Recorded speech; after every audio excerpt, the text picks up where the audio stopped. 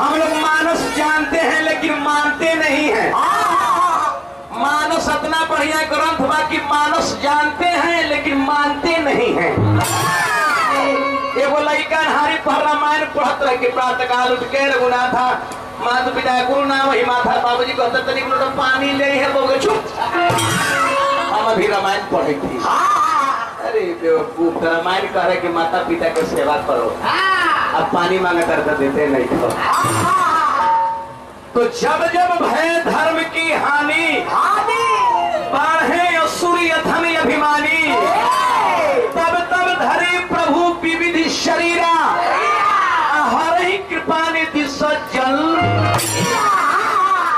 जब जब भारत के धरती पर अत्याचार भइल बा तब तब परमात्मा के अवतार भइल बा। लेकिन चाचा जी भारत के धरती पर विदेश में ना, आखिर